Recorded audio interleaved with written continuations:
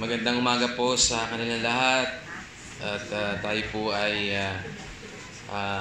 simula na sa ating pagsamba. Una sa lahat ay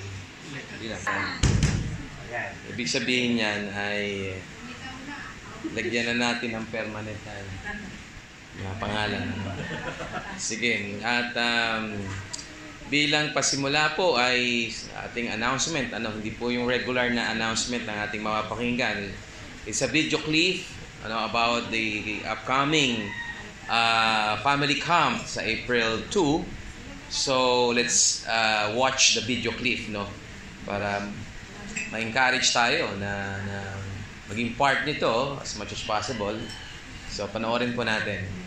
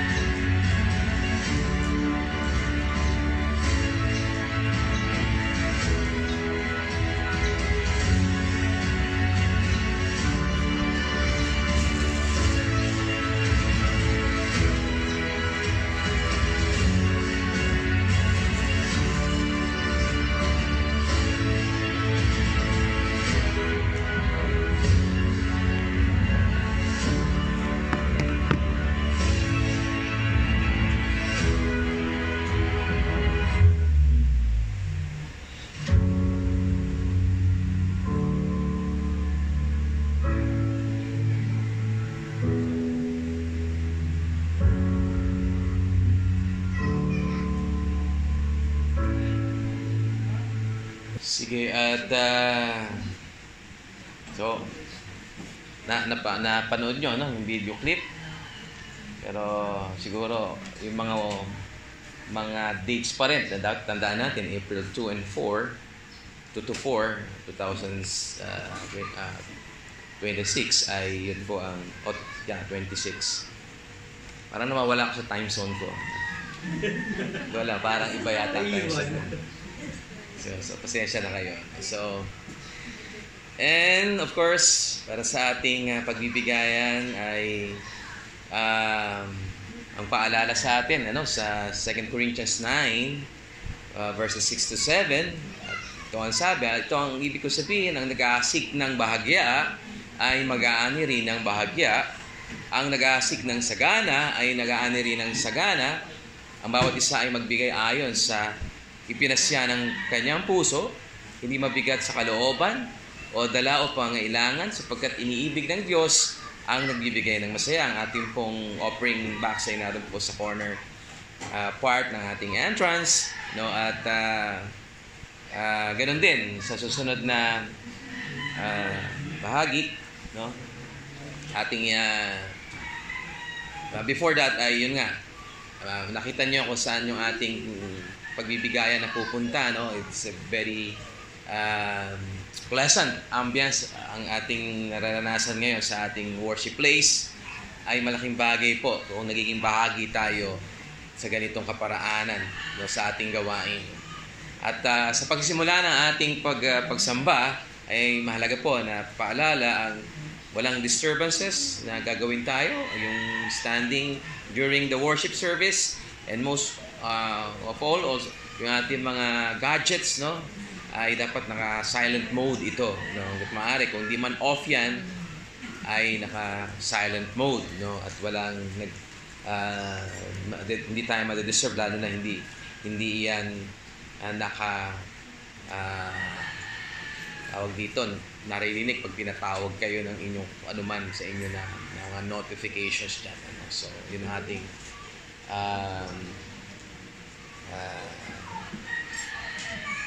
maging observance. No?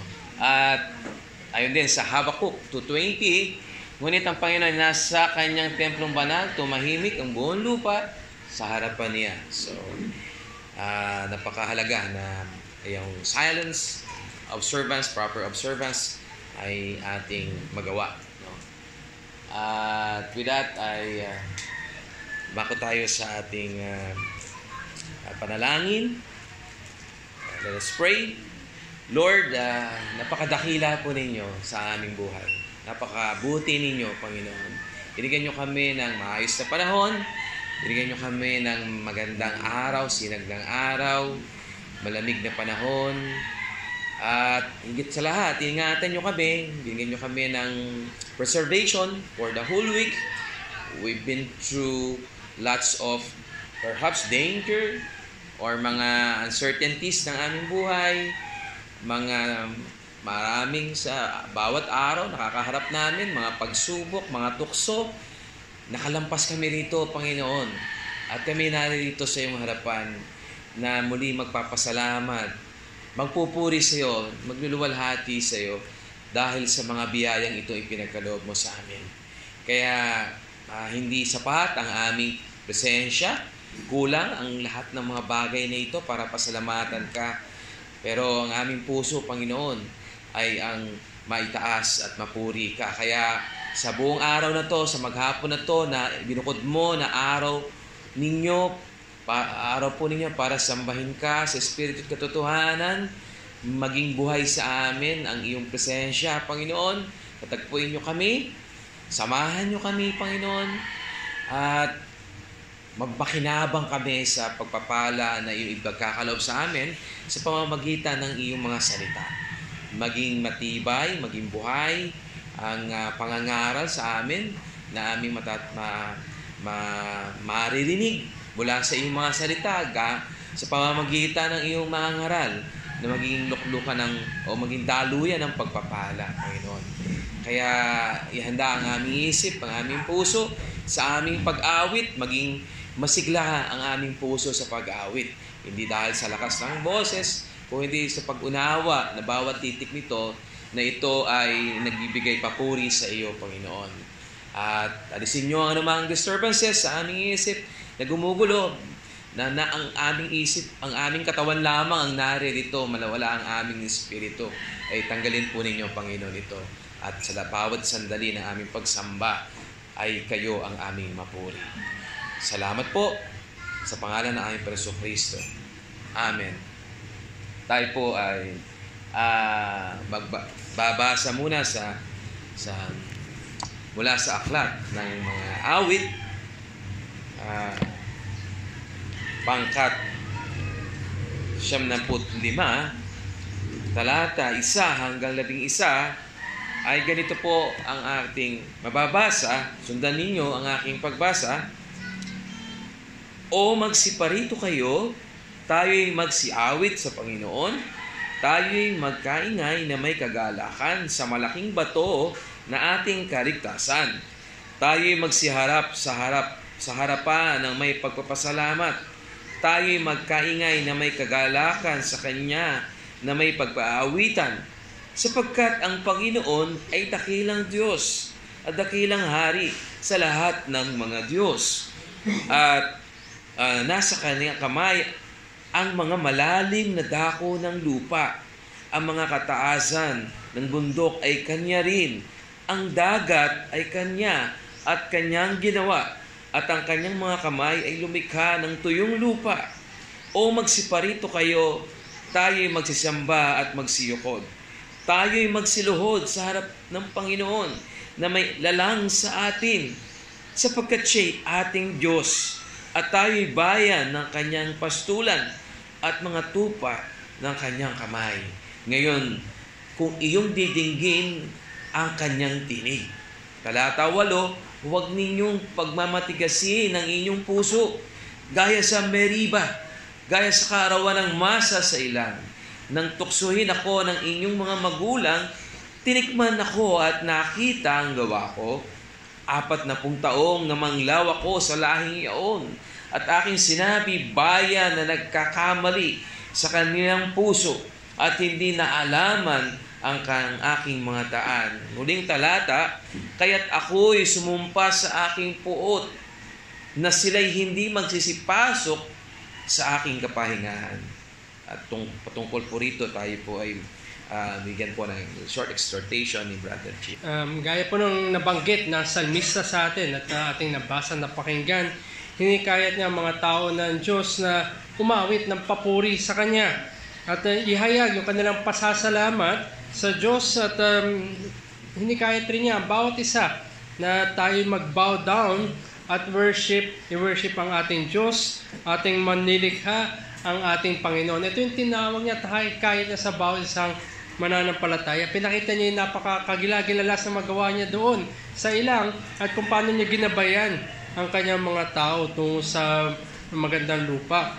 Tayo ngayon, sa panahon natin ngayon, bilang mananampalataya, ay nagtitipon tayo tuwing sa araw ng Panginoon, hindi lamang para pagdiwang natin yung pagkabuhay muli ng ating Diyos, kundi higit sa lahat ay pasalamatan natin siya dahil sa katubusan na kanyang ginawa para sa atin.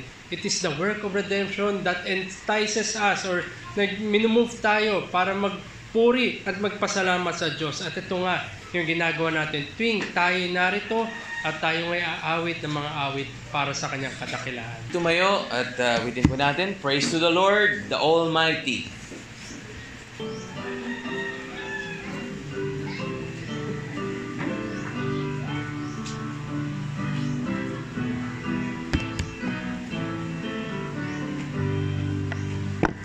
Praise to the Lord, the Almighty, the King of creation.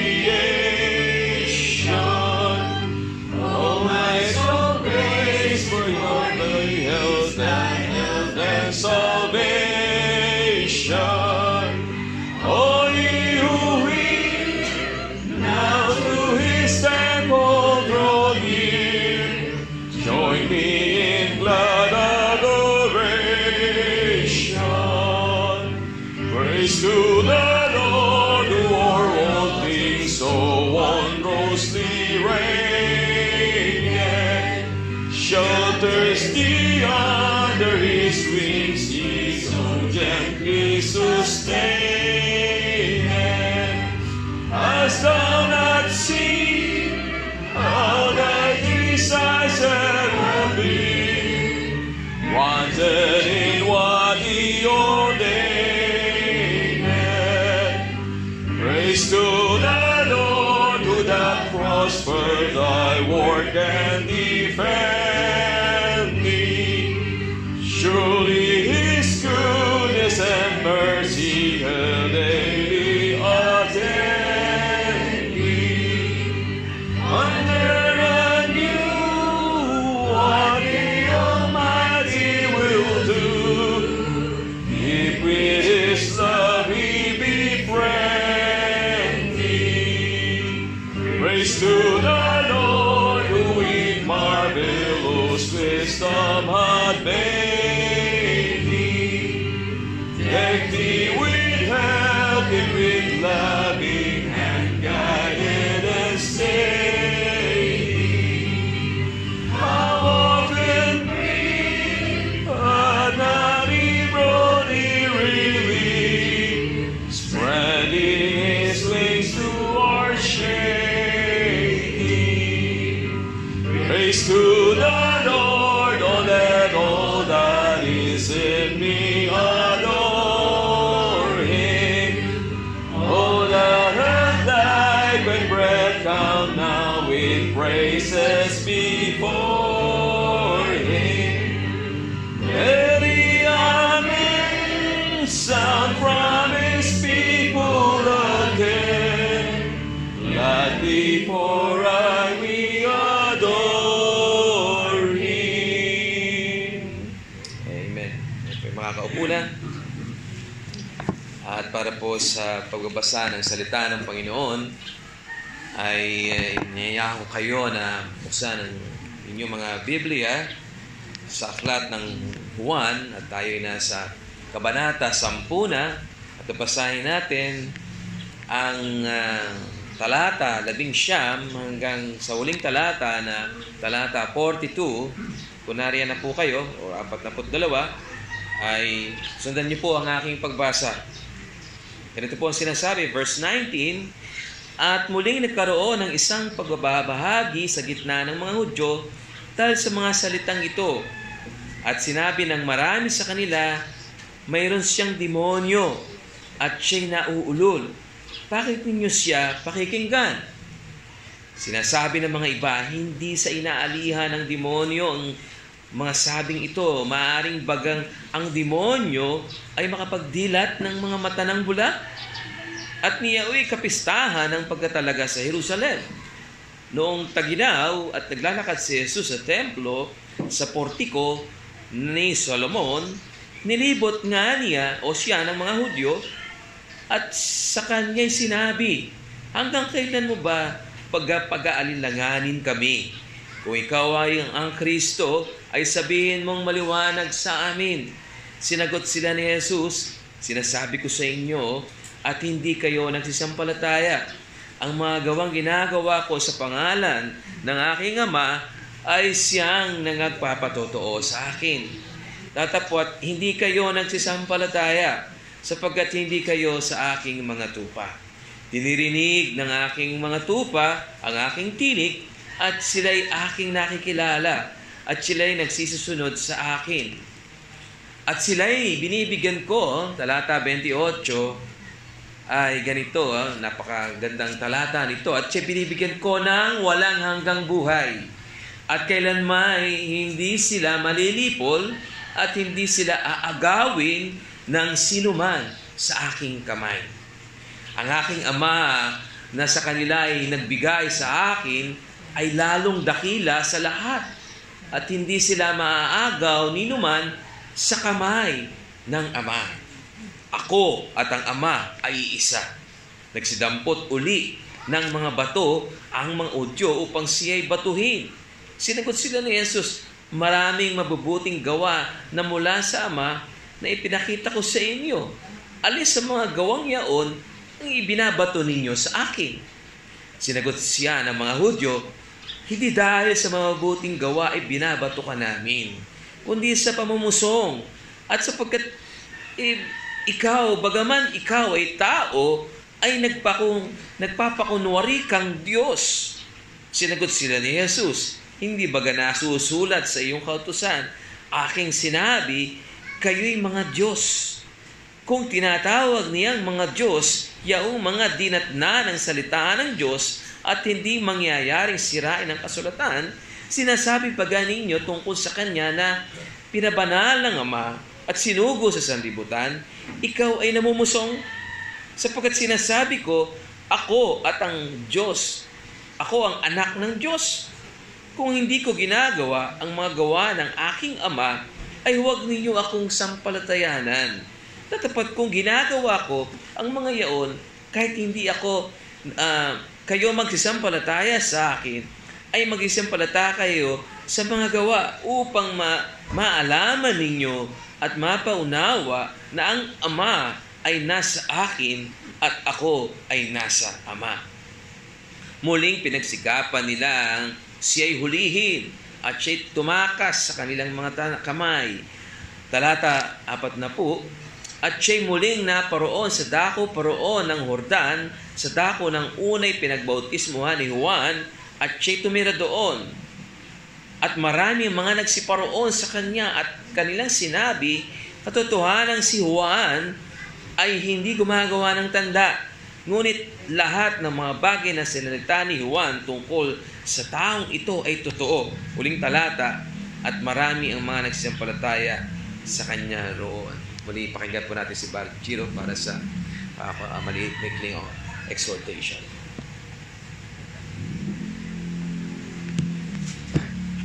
Ginamit ng ating Panginoon yung figure ng tupa at ng pastol upang ilarawan sa atin kung anong klase yung relasyon na meron siya sa kanyang mga tao.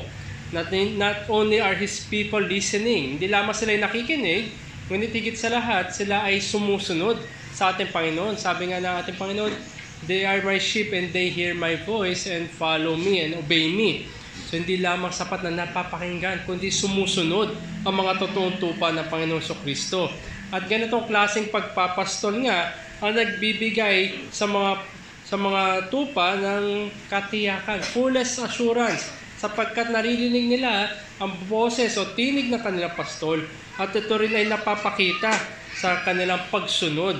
It is one of the evidence na most precious truths sa bawat mananampalataya. At binigay rin sa ating Panginoon yung paglalarawan din na kung sino man ang nasa ating Panginoon ay siya hindi makukuha mula sa kamay ng Ama sapagkat ang Ama ay nagbigay sa kanila sa ating Panginoon Kristo. Yan ay nagbibigay ng katiyakan din. At yan din ang relasyon ng pagpapagal sa pananampalataya at yung pagpapanatili ng Diyos sa mga tupa ni Kristo.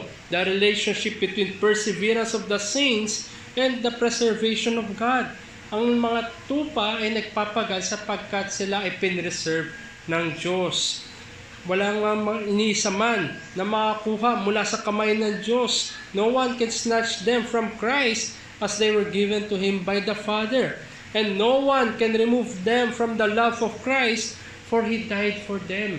Tinubos niya ang kanyang mga tupa. Sila'y kanyang inibig. At walang sino man na makakaalis ng pagmamahal na iyon. We can only find comfort in this if we are truly His sheep. Ito ay meron lamang sense sa atin kung tayo yung mga tupa ng Diyos. Napapakinggan ang boses ng Diyos, ang kanyang tinig, sumusunod tayo sa kanyang tinig at kanyang mga kautusan at tayo nagpapagal sa pananampalataya sapagkat tayo yung kanyang pinapanatili. Kaya ito yung nagbibigay sa atin na higit pa na comfort and assurance para magpagal, magpatuloy hanggang sa magpawalang hanggan.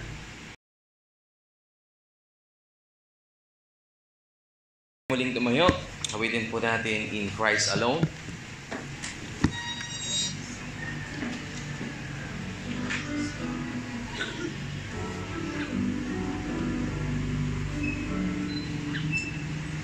In Christ alone, my hope is found. He is my life, my strength, my song. His cornerstone is solid ground.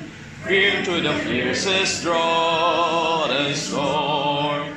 What heights of love, what ends of peace, when fears are stilled, when striving cease. My comforter, my all and all, here in the love of Christ I stand.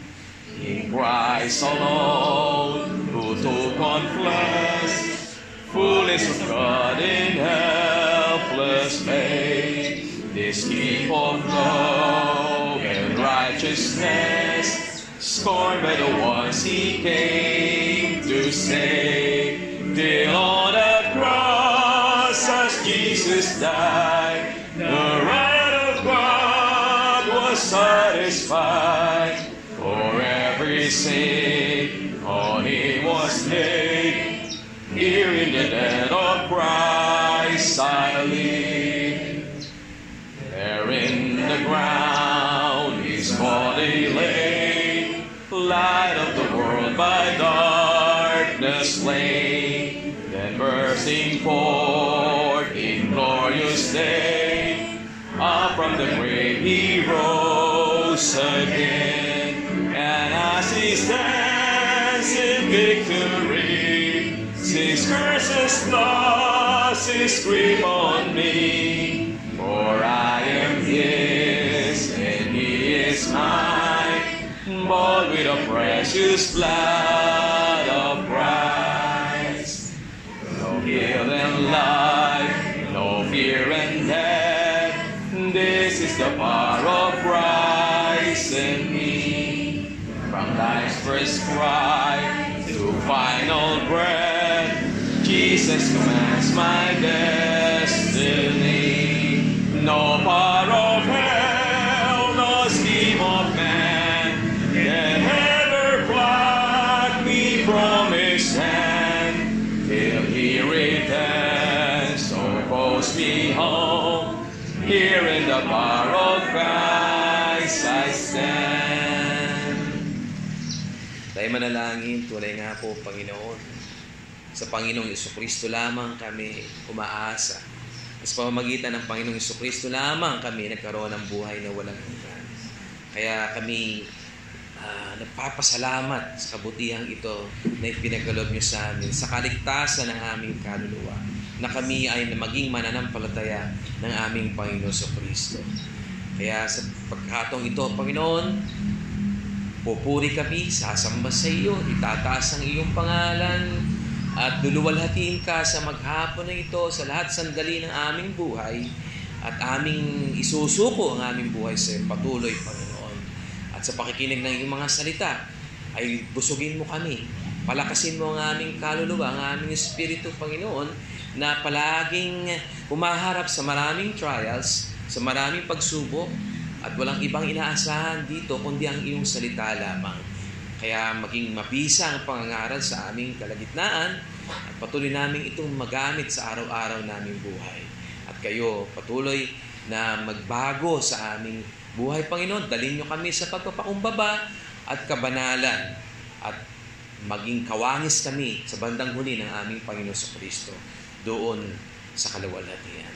Ito po ang aming dalangin sa tanging pangalan ng aming Panginoon sa Kristo. Amen. Tayo po'y makakaupo na at muli po tayo aawit, no? At awitin natin while sitting, a spirit now we thank you. Okay?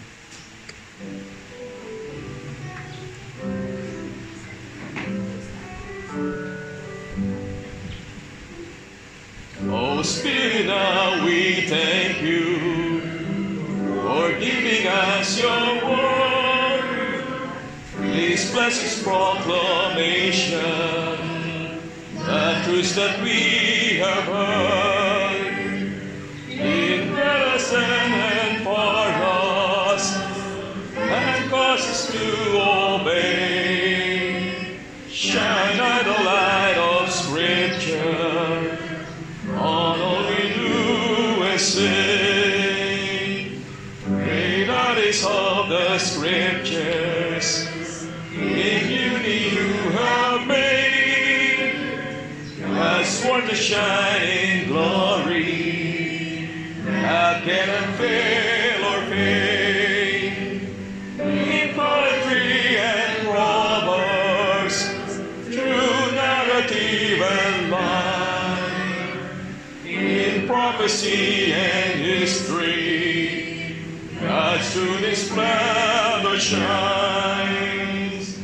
Viewed down through many ages, inspired to write, progressively revealing you what is true to life. Oh Spirit, come illumine this truth for us today, and guide us in sound doctrine, the straight and narrow way. Wield on your words, O Spirit, that we can live in one, and rend our hearts asunder with truths that we have heard. Or search us now and know us, exposing iniquity. Conform us to our Savior, and holy we shall be. At para po sa pangangaral sa umagang ito, tawagin muli natin si Brother Giro. Magandang umaga po muli sa atin lahat at pinagpalang araw ng Panginoon sa bawat isa sa atin. At tayo po muna ay dumako sa panalangin sa ating pagbubukas ng kanyang salita. Let's come to the Lord in prayer. Aming Diyos na mahabagin at mapagbiyaya, tunay nga kami ay pumupuri, pinapasalamatan kayo sa inyo pong pinigay sa amin na pagkakataon ngayon upang makarinig ng inyo po salita. Samahan niyo po ang bawat isa, Panginoon. Tanggalin niyo po anumang balakid sa aming mga mata, sa aming mga tenga, sa aming isipan. Hihingi namin ang inyong pong presensya na tunay na maranasan at ihanda kami sa pag-encounter ninyo sa amin through your word. Paso Lord, sa mga gawain na ito, at tunay nga ang banal na Espiritu kikilos, tawagin ang mga wala pa po sa inyo. Sumbatan kami sa mga kasalanan pa po namin. at dulog kami muli sa aming Panginoon Kristo. Naway magningning at maging maliwanag sa amin ang inyong po salita at mapahayag to na may payak upang kami makaunawa at lalo pa na mahikayat sa pananampalataya. Nawa kayo po'y maluwalhati sa oras na to at kayo lamang rin ang mataas sa ngalan ni Jesus. Amen. Ang pinag-aaralan po natin ay yung aklat o yung sulat ni Apostol Pablo para sa mga taga-Thessalonica. At tayo nga po ngayon ay nasa chapter 2 na ng liham na ito. At ngayon umaga na ito, tatalakayin natin yung verses 5, 6, 7, and 8. Pero po, samahan po ninyo ako at basahin po natin yung chapter 2 ng 1 Thessalonians. 1 Thessalonians chapter 2, yung aking pong babasahin. Muli, magpo-focus po tayo sa verses 5 to 8. So 1 Thessalonians chapter 2. Kayo mismo ang nakakalam, mga kapatid, na ang aming pagdating sa inyo ay hindi nawalan ng kabuluhan. Bagaman nagdusa na kami at inalipusta sa Filipos tulad ng inyong nalalaman, ay naglakas loob kami sa ating Diyos upang ipahayag sa inyo ang ebanghelyo ng Diyos sa gitna ng napakalaking pagsalungat. Sapagkat ang aming pangaral ay hindi mula sa pandaraya, ni sa karumihan, ni sa panlilinlang, kundi kung paano kaming minarapat ng Diyos sa pagkatiwalaan ng ebanghelyo ay gayon kami nagsasalita. Hindi upang bigyan lugod ang mga tao, kundi ang Diyos na sumusuri sa aming mga puso. Sapagkat hindi kami natagpuang gumagamit kailanman ng mga salitang paimbabaw, gaya na nalalaman ninyo, ng balabal ng kasakiman. Saksi namin ang Diyos, ni nagsihanap man sa mga tao ng kapurihan, ni sa inyo o sa iba man, bagaman may karapatan kaming humingi bilang mga apostol ni Kristo. Kundi kami ay naging malumanay sa gitna ninyo, gaya ng isang ina na nag-aruga sa kanyang mga anak. Palibhasa ay nagmamalasakit kami sa inyo, ipinasya namin na kayo'y bahaginan, hindi lamang na ebanghelyo ng Diyos, kundi pati ng aming sariling kaluluwa, sapagkat kayo'y napamahal na sa amin. Natatandaan ninyo mga kapatid ang aming pagpapagal at paghihirap. Gumagawa kami araw at gabi upang huwag kami maging pasanin sa kanino man sa inyo. Ipinahayag namin sa inyo ang ebanghelyo ng Diyos. Kayo'y mga saksi at pati ang Diyos kung gaano kadalisay, matuwid at walang kapintasan ang inasal namin sa inyo ng mga mananampalataya. Gaya na inyong nalalaman, pinakitunguhan namin kayong tulad na isang ama sa kanyang mga anak, na kayo'y pinangaralan at pinalakas ang loob ninyo at nagpatuto upang kayo'y lumakad ng nararapat sa Diyos na siyang tumawag sa inyo sa kanyang sariling kaharian at kaluwalhatian. At kami ay patuloy na nagpapasalamat sa Diyos na inyong tanggapin ang salita ng Diyos na inyong narinig sa amin, ay yung tinanggap iyon hindi bilang salita ng mga tao, kundi ayon sa katotohanan ay bilang salita ng Diyos na gumagawa naman sa inyo na sumampalataya.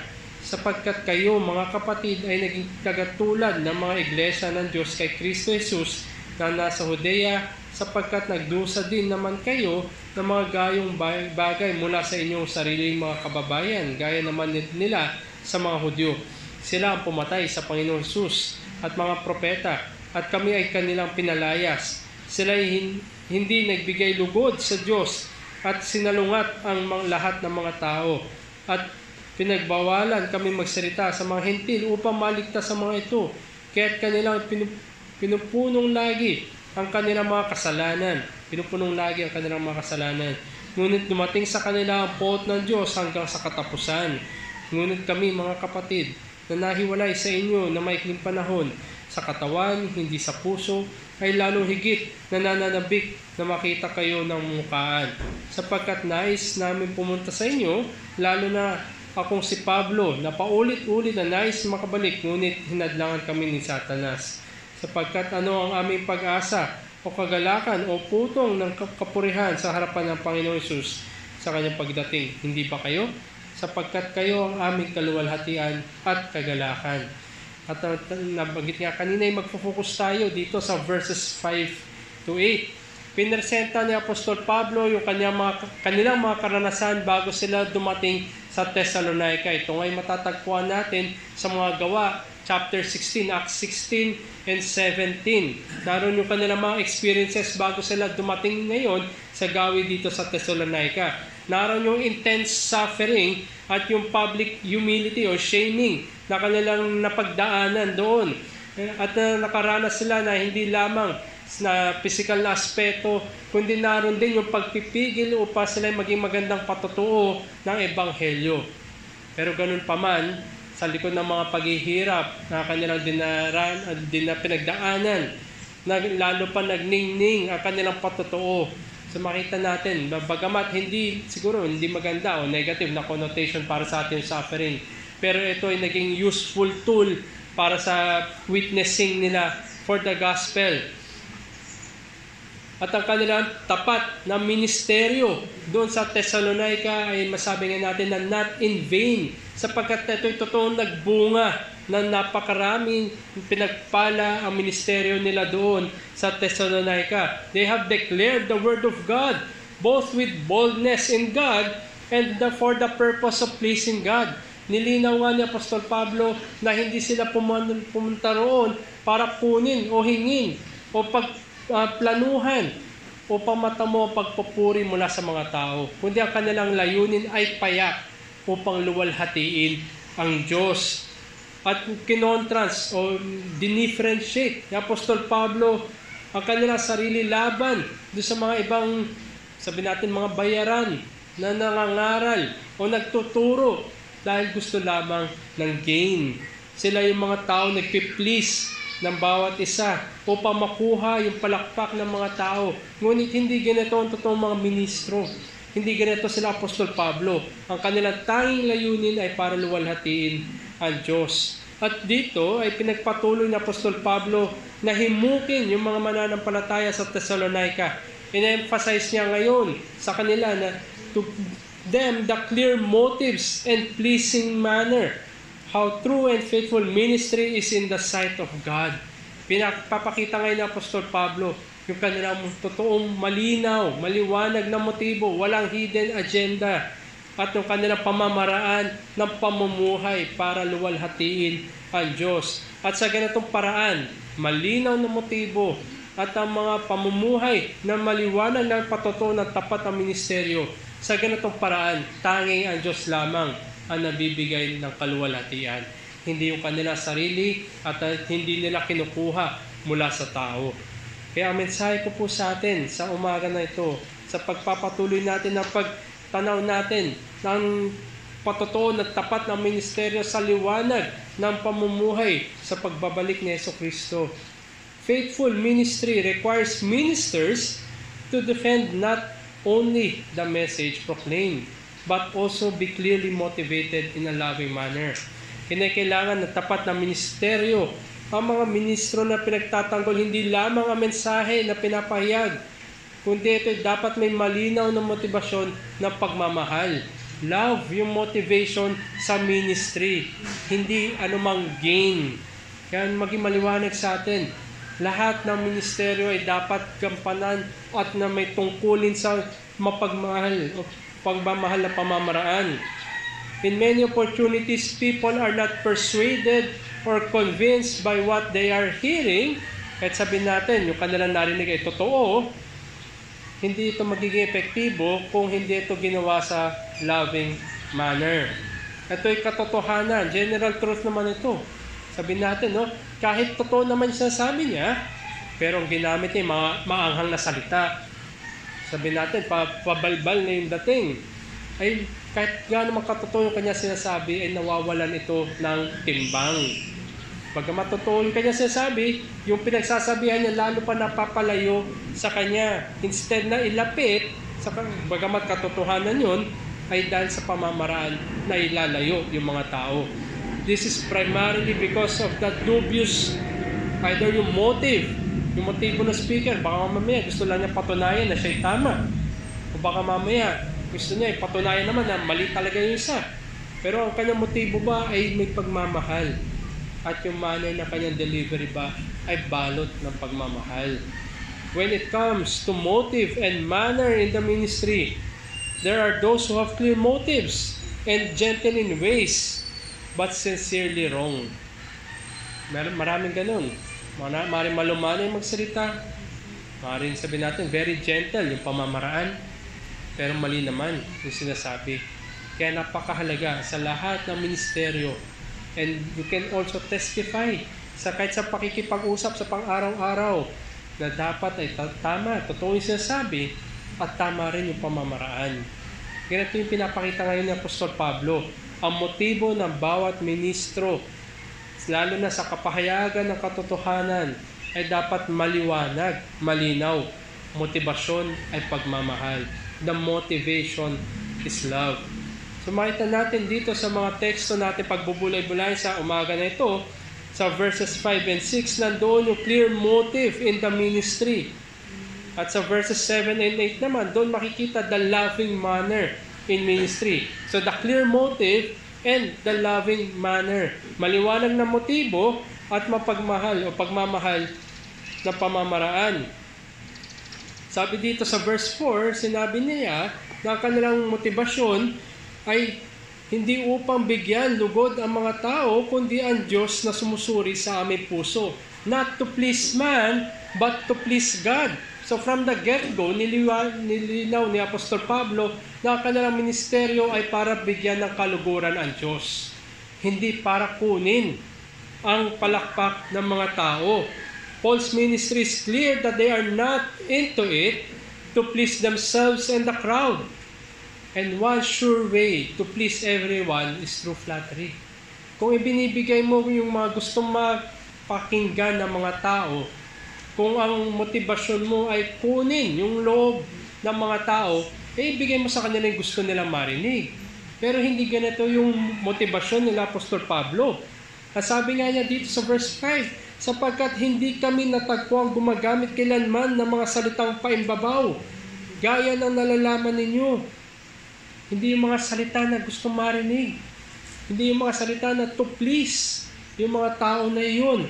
At hindi lamang yan, ni ng balabal na kasakiman. Hindi makikita sa kanila yung kanilang yung greed. Walang bahid ng kasakiman sa kanila.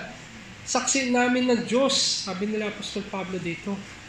Paul knew that it is impossible to faithfully proclaim the Word of God without using words. Ang nakakalungkot lamang sa maraming nangangaral, bagamat hinahayag nila ang katotohanan, pero ang kanilang pamamaraan ay flattery. Kanilang pamamaraan para kilitiin yung mga tenga ng mga tao. But surely faithful proclamation of the Word of God will offend some hearers. Tandaan natin ang salita ng Diyos. Pag yan ay pinahayag, yan ay tumutusok sa puso ng lahat ng tagapakinig.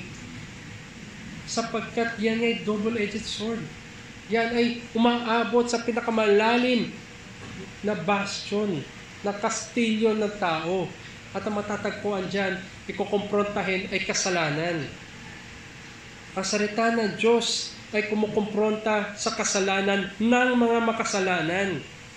Kung hindi natin ipapaimbabaw, hindi natin tataas, hindi natin palulutangin ang kasalanan natin na sa liwanag na salita ng Diyos, tayo ay gumagamit ngayon ng mga salitang paimbabaw, flattery. Ayaw natin na komprontahin tayo ng kasalanan. Gusto natin siguro yung mga pagpapala na lamang. Gusto natin yung mga bagay na maganda para sa ating sarili. Hindi yung mga bagay na totoo sa salita ng Diyos. Kung kaya nga, ito din ay napakadaling gawin na balabal, cloak. Diba, pag nagsusot tayo ng balabal, hindi nakikita. Meron tayong maring natatago, o di kaya tinatago natin yung ating sarili. Pretext, sa English dito, nor with a pretext for greed, balabal para sa kasakiman. Pretext is used similar to a cloak which hides what is behind the cloak.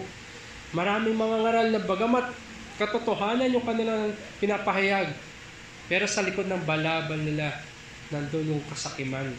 Nandun yung kagustuhan bilang maging prominente. Nandun yung kagustuhan bilang maging tanyag, bilang nangunguna, bilang nasa ibabaw. It is used as a cloak to hide what is behind the cloak. At dito sa Apostol Pablo, hindi lamang na tinatanggal niya, wala nga siyang balabal kung tutusin. Pinapakita niya na malinaw kung ano yung nasa harapan, yun din ay yung nasa likod. Not only reveals to them that there is nothing hidden behind, but there is no need for cloak itself. Walang kailangan, hindi niya kailangan ng balabal. Sapagkat nasuri, nakita, at nasubukan na ng mga tao ito si Apostol Pablo. Napatunayan ni Apostol Pablo, kasama niya si Silvanus at si Timothy, na sila ay mga tao ng Diyos, tinawag ng Diyos upang paglingkuran ng Diyos. No hidden charges. Walang tinatago sa likod. At sabi niya, ninigsihanap man, sa verse 6, sa mga tao ng kapurihan. Hindi ito nakita sa kanila sapagkat hindi nga nila kailangan ng balabal. Ni sa inyo o sa iba man, bagaman may karapatan kaming humingi bilang mga apostol ni Kristo. Sabi niya sa English, nor did we seek glory from the people. Binabalik niya ang mga taga-Thessalonica. Nakita niyo kung anong uri ng mga tao kami. Anong uri ng mga kalalakihan para sa ebanghelyo kami. Wala ni isa man natagpuan sa kanila para sa monetary gain. Wala man ni isa natagpuan sa kanila na nandoon nakatanaw sa yaman. Ngunit maging babala rin sa atin that monetary gain is not the only thing for greed. Kasi pag sinabi natin kasakiman, tinatali ka agad natin sa yaman.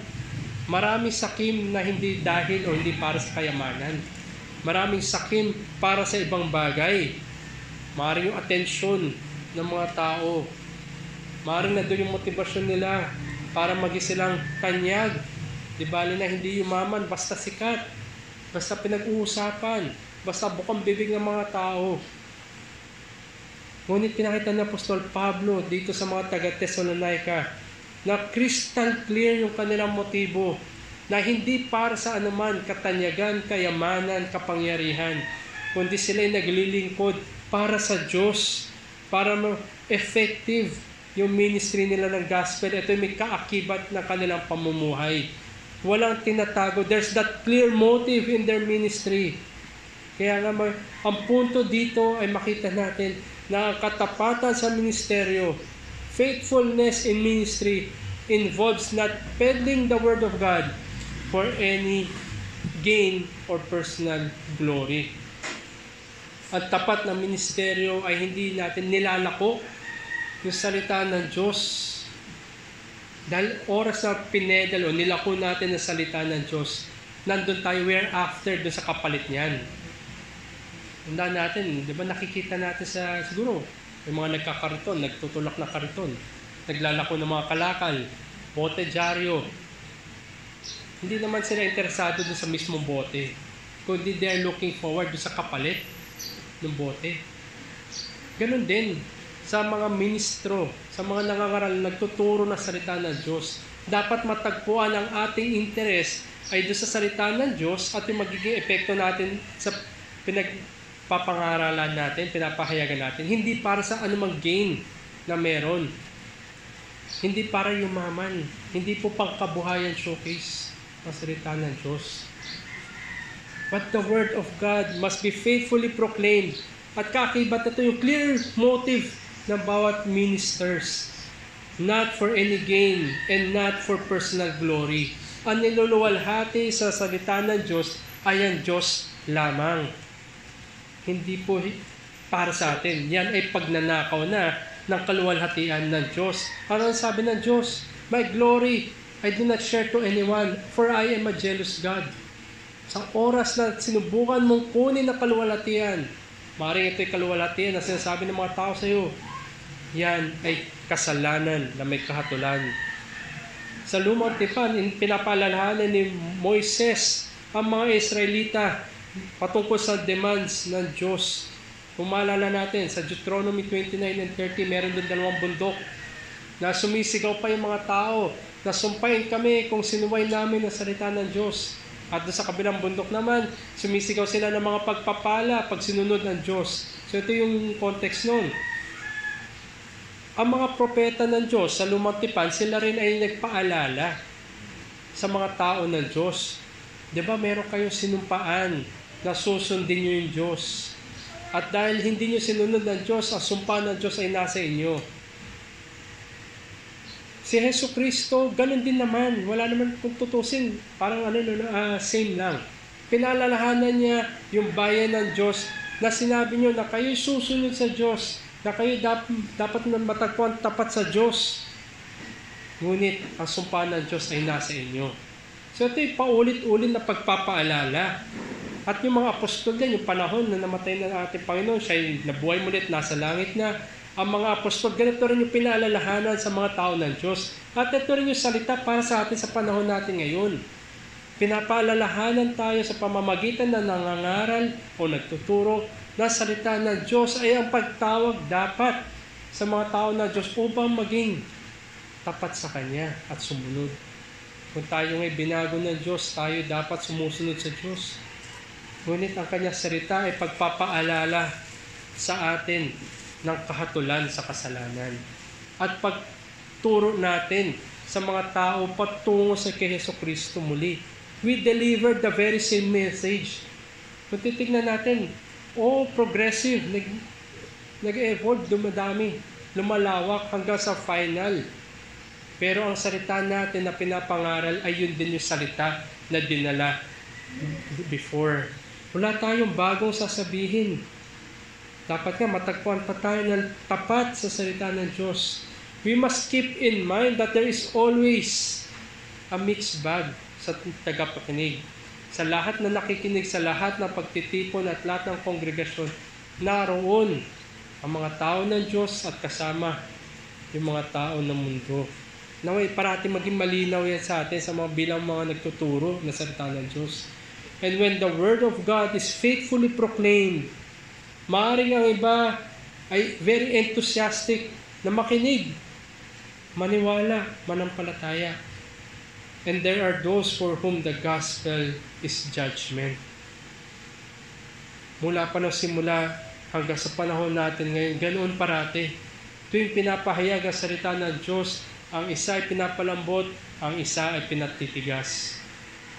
Ang isa ay para sa kaligtasan, ang isa ay para sa kahatulan. Nandoon. Kaya maging maliwanag sa bawat ministro. There's no motive naman talaga to please man, sapagkat ang Diyos ang nagbabago ng puso ng tao. Tayo'y tinawag para ipahayag ang Kanyang salita. Ang pagbabago sa tao, Diyos ang may gawa niyan. Hindi tayo gumagawa ng paraan para iligtas sa mga tao, kundi yan ay ministeryo ng Diyos. Kung ikaw ay talagang tinawag para ipangaral ang salita ng Diyos, ipangaral mo ang salita ng Diyos. Hindi para sa ibang mga bagay-bagay. And given the priority of pleasing God, while rejection and contempt, ito yung makikita natin, ito rin yung matatanggap natin. I-reject tayo ng mga tao. Titignan tayo ng may kababaan ng mga tao. Ngunit para sa isang tapat na ministro, ang higit na masakit ay yung pagpupuri mula sa tao. Pag maisipin natin, masaya, masarap na purihin ka na tao. Pero yan ay lason. Lason yan para sa isang ministro. Praise is probably the most dangerous poison for a minister. Oras na nakuha niya yung papuri ng tao, baliwala na sa kanya na purihin ng Diyos. Kaya anuman ang motive dapat sa isang ministry, katapatan ang dapat na masuri sa Kanya. For the purpose of pleasing God, for the glory of God, not for personal gain and glory. Kaya nga ito yung nilinaw ni Apostol Pablo. Inuna niya yung motivasyon nila na hindi na nila kailangan ng balabal. Wala silang tinatago at wala silang kailangan itago sa kanila. What you see is what you get kung tutusin. Walang any motive of gain or any personal glory.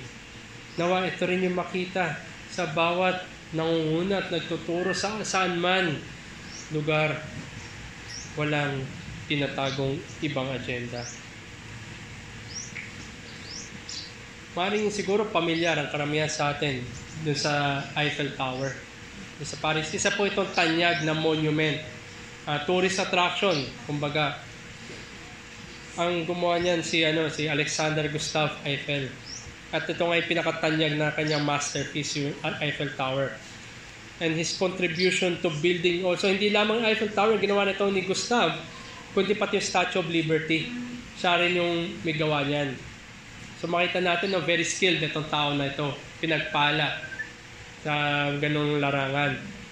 Pero, bagamat panlabas, napakagaling ng tao na to, hindi niya matatago yung kanyang reputasyon. Eiffel's reputation was badly damaged sapagkat ilang beses siya na-implicate sa financial scandal.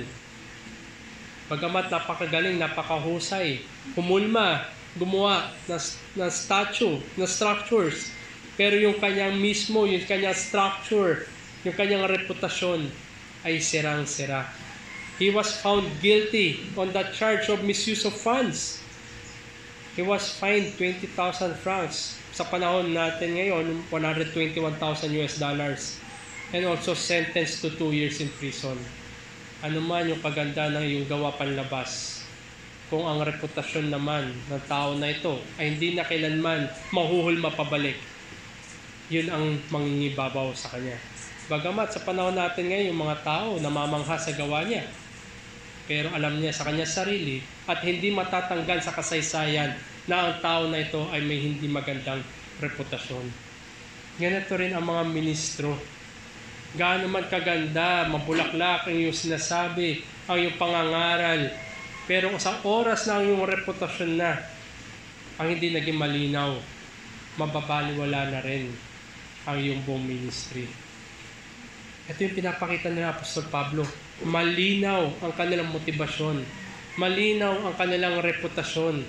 Wala silang tinatago kundi ang katapatan lamang sa Diyos para sa kaluwalhatian ng Diyos. Kaya ang hamon din sa atin, maging tayo mapanuri. Ano ba talaga yung ultimate goal ng buhay natin? Lalo na bilang mananampalataya, hindi lamang sa ministro mismo, kundi sa bawat mananampalataya.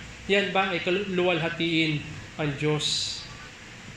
At sa mga nagtuturo, sa mga nangangaral, are we consumed with a ministry primarily for the selfish advantages? Gusto ba natin na parati lamang tayo nasa harapan? Nabanggit ko nga, nakaraang linggo sa pangangaral.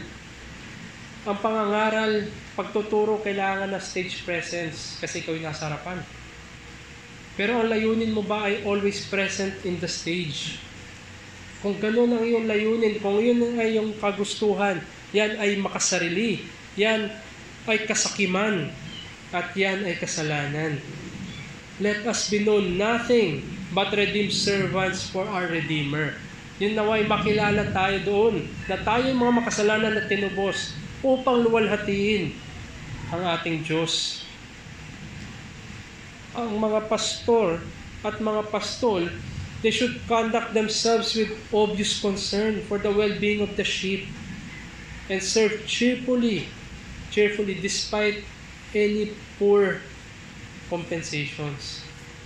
Ito yung nakakalungkot sa panahon natin ngayon. Maraming mga pastor na sabihin natin nababalot ng reklamo, nababalot ng parang nalulugmok yung dating. Pag ikaw ay tinawag sa ganyang calling, ikaw ay maglilingkod para sa kaluwalhatian na tumawag sa iyo. Hindi ka after sa gain. Kung may kahit pagpapalain ka. Sa Diyos nagmumula yan. Ngunit ang primary call mo dapat ay kampanan yung pagkakatawag sa iyo. At yung kampanan yan cheerfully. Maraming tinawag, ngunit parang hindi nakikita ng kagalakan sa paglilingkod. Nawa tayo, bawat isa sa atin, ay makitaan tayo ng kagalakan sa ating paglilingkod. Sabi nga ni John Newton, they are the happiest Christians who have the lowest thoughts of themselves and in whose eyes Jesus is most glorious and precious.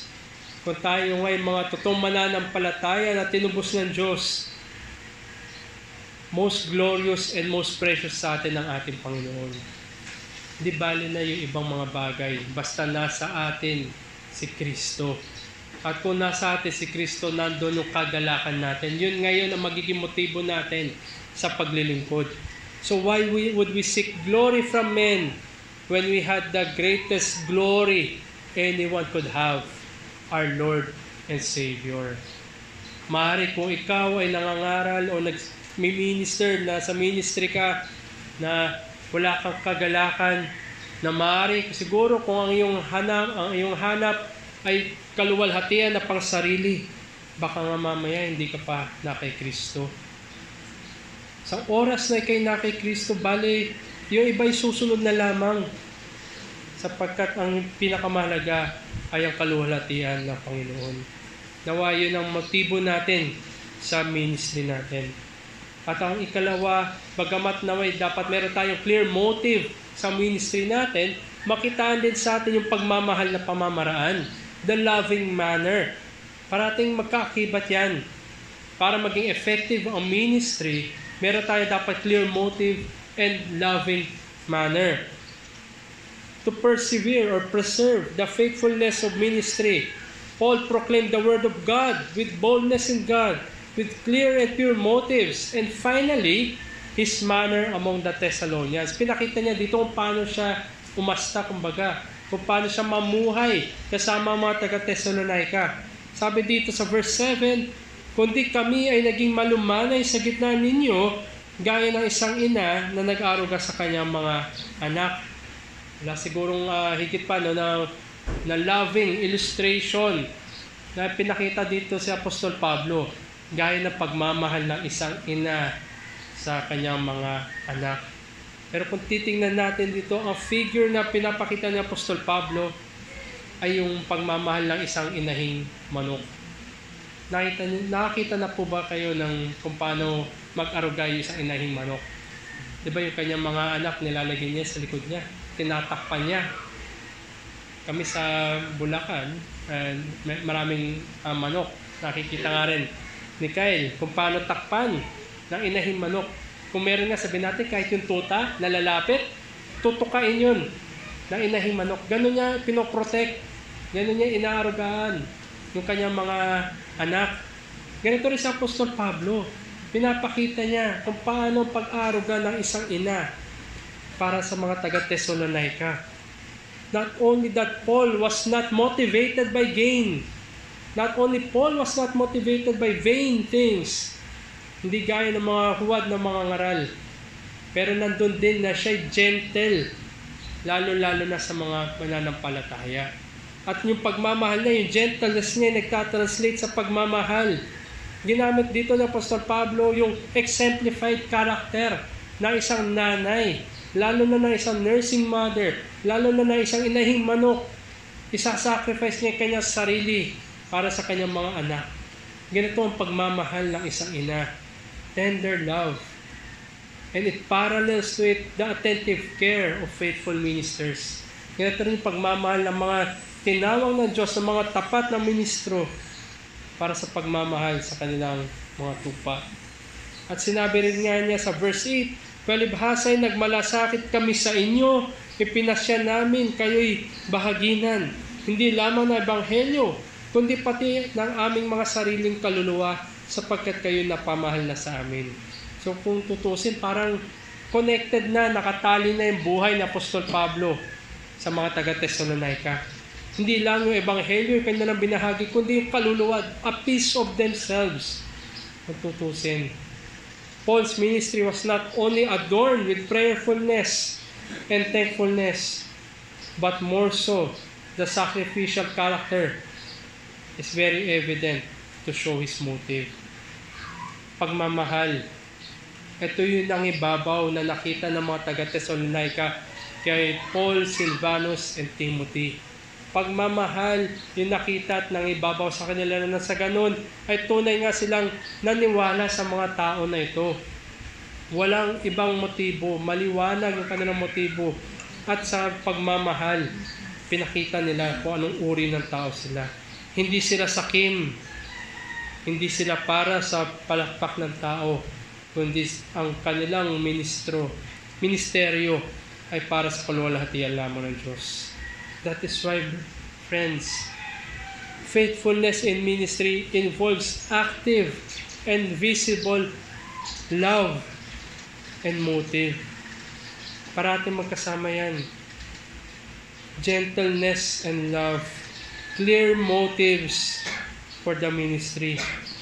Sabi nga ng teologo na si Leon Morris, Paul had come to see the Thessalonians as the objects of God's love. And therefore, as the objects of God's love, it is the object of His love also. So hindi lang pagmamahal ng Diyos, kundi dahil sila'y minahal ng Diyos, sa Apostol Pablo ngayon, ay mamahalin din sila. Yan ang nasa puso na isang totoong ministro, pagmamahal. Our Lord and Savior Jesus Christ did not just come with words. He gave His life. He gave Himself. And that is the very definition of Christian love. And likewise, faithful ministers are also to love whom God loves. Hindi sila pwedeng, may sabi natin ng parte-parte. Hindi pwedeng mahal ko ito dahil may pakinabang ako dito, hindi ko papansinin ito, wala akong pakialam dito dahil wala akong pakinabang dito. Kundi yan ay minahal ng Diyos collectively. Minahal ng Diyos individually. Therefore, mahalin mo sila individually and as a collective. Walang partisanship, walang kampi-kampi, walang paksyon-paksyon. Mahal mo isa, mahal mo dapat ang bawat isa. And like Paul, the faithful minister's commitment to love toward the sheep is the motivating factor in their being willing to give or impart their own life. Hindi ba bilang isang mananampalataya, lalo siguro magbibigay sa atin ng kagalakan kung nakikita natin yung pastor ay may pagmamahal. Doon tayo lalong sabi natin, bukal sa kalooban natin na magbigay ng kaloob. Magbigay in support, lalo na kung nakikita natin, nararanasan natin, nadaramdaman natin ang pagmamahal ng ministro. Conforming their lives to meet the needs of the lives of the sheep. Lalo na sa mga nangihina, kung nandoon siya para bigyan tayo ng words of comfort, words of encouragement. Tinali na nga yung kaluluwa ni Apostol Pablo para sa taga-Thessalonica. Ganon din naway makita sa mga ministro na tinatali. Binibigay nila yung kanilang kaluluwa sa bawat isa.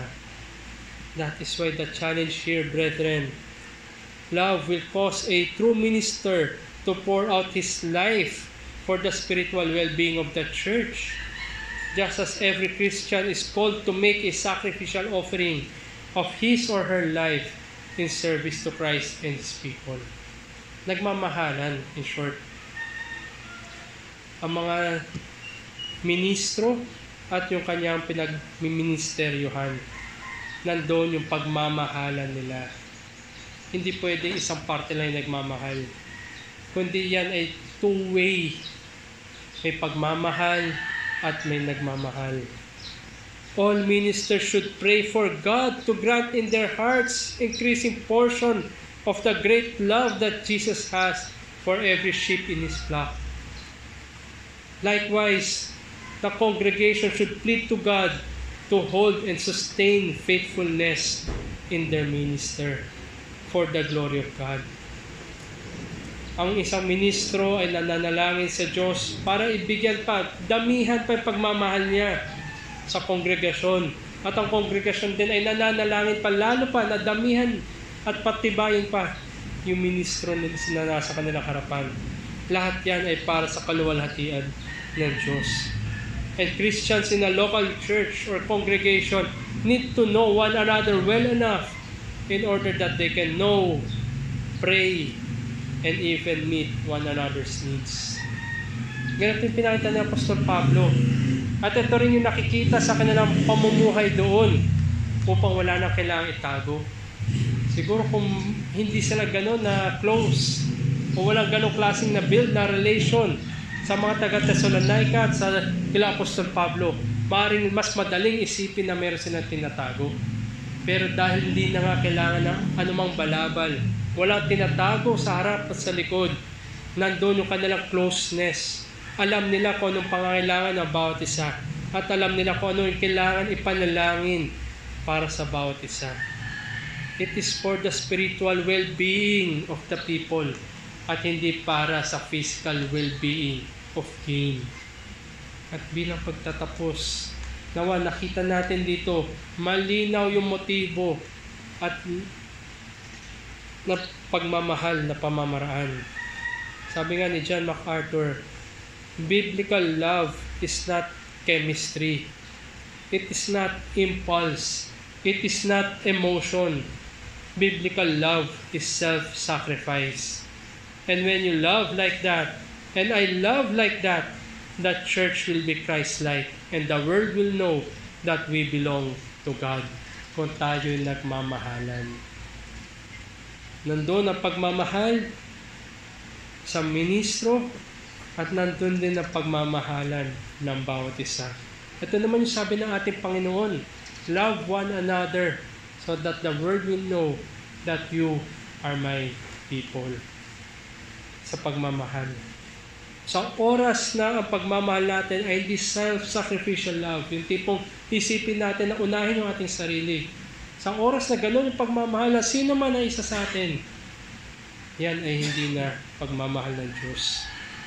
Redeemed sinners that we are, let it be that our manner and motive in this life is to demonstrate the self-sacrificing love of our Lord and Savior, such that we live in Christ without any pretext for greed, for gain, or the pretense of love. So nandun babalik at babalik sa atin. Nawa maging malinaw yung motibo natin. Dahil kung hindi malinaw yung motibo natin, yan ay balabal ng kasakiman. At kung hindi nakikita sa pagmamahal na pamamaraan, yan naman ay pretense, pagkukunwari, superficial lamang na pagmamahal. Ngunit ang nais na makita ng ating Panginoon sa atin, na ang pagmamahal natin ay totoo, malinaw, maliwanag, at walang anumang bahid ng kasakiman. Magmumula sa ministro hanggang sa bawat isa sa atin. Sa ganitong paraan, nakikita ng mundo na tayo ay tunay na nakay Kristo. Naway matagpuan tayo na may katapatan sa buhay natin. Ngunit para sa sino man na wala pa kay Kristo, maaaring ikaw ay namumuhay pa rin para sa iyong sarili. Namumuhay ka pa rin upang bigyan ng kagalakan ang iyong sarili. Tandaan natin, kasama na rin sa babala na kinontras ni Apostol Pablo ang kanilang sarili para sa mga ministro na para lamang sa gain, para lamang sa kapakinabang. Yan ay may nakakakibat na kahatulan. At gaya nga na pag-aralan natin kanina, bakit hintayin pa natin yung kahatulan sa huli? Bakit kailangan pa natin maghintay parati kung kailan huli na? Hindi nga natin alam kung kailan huli. Kaya naway mahikayat tayo dito sa pamamagitan na sinabi ng Apostol Pablo, naway yun din yung nakikita sa bawat isa sa atin, na sa ganun ay mahikayat tayo sa pagsisisi sa kasalanan at pananampalataya kay Kristo lamang. Walang ibang mag-aaruga sa atin na may ganung klaseng pagmamahal na binigay niya yung kanyang sarili para sa kanyang mga iniibig, kundi sa ating Panginoon Jesucristo. Yun naway makita sa atin mga kapatid, at yun din yung makita na totoong pinamumuhay natin para sa kanyang kaluwalhatian lamang. Tayo po'y manalangin. Aming Diyos na dakila, tunay nga salamat sa inyo pong gawa ng pagtutubos na kami ay mahikayat na mamuhay na may maliwanag at malinaw na motibasyon sa aming buhay ay inyo pong kadakilaan lamang. At gawin namin ito sa mapagmahal na pamamaraan upang masalamin ang inyo pong biyaya. Na sa ganun na makita ng mundo na kami nga inyo pong inibig, na kami nga inyo pong iniligtas, at kami nga ay mga tinubos ng aming Panginoon sa Kristo. Sa ganitong paraan lamang magkakaroon ng effective witness ang inyo pong ebanghelyo. Nawa matagpuan hindi lamang po sa araw na linggo, kundi sa bawat araw na aming buhay, na aming naisin lamang ay dakilahin kayo. Samahan niyo po, Panginoon, ang bawat isa, at para rin sa mga wala pa po sa inyo, nawa, Panginoon, ay kahabagan niyo po sila. Makita nawa ang maliwanag na motibo namin para sa kanila, ang kanilang kaligtasan. Nawa, Panginoon, samahan niyo po ang bawat isa sa gawain na ito, at tunay ngayon maibalik lamang ang lahat ng kaluwalhatian at papuri sa inyo. Ito po aming dalangin sa ngalan ni Jesus. Amen. Tayo po'y tumayo at awitin po natin Finance Faithful bilang tugon po sa pangangaral na ating napakinggan.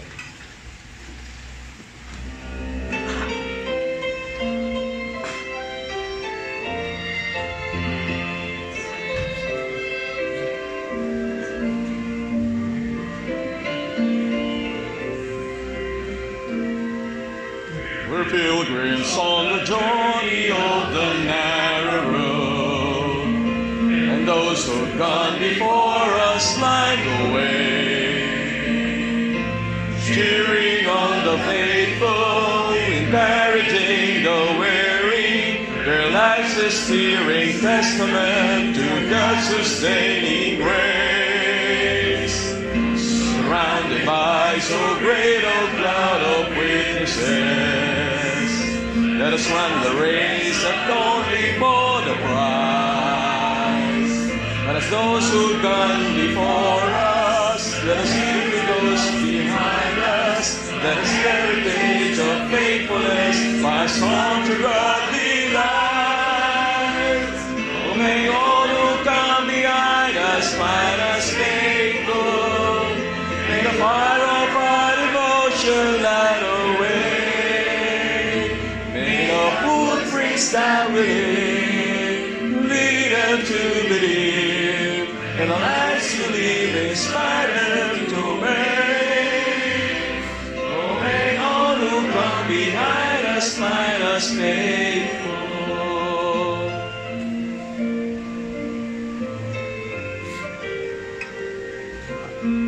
After all the hopes and dreams have come and gone, and our children see through all we left behind, may the clues that they discover and the memories they uncover become the light that leads them to the road we each must find. Oh, may all who come behind us find us faithful. May the fire of our devotion light our way. May the footprints that we live lead them to believe, and the life we live inspire them to obey. Oh, may all who come behind us find us faithful. On this that we lead them to believe, and the lives we live inspire them to obey. Oh, may all who come behind us find us faithful. Find us faithful. Let us pray. Lord, we thank you for the message this morning.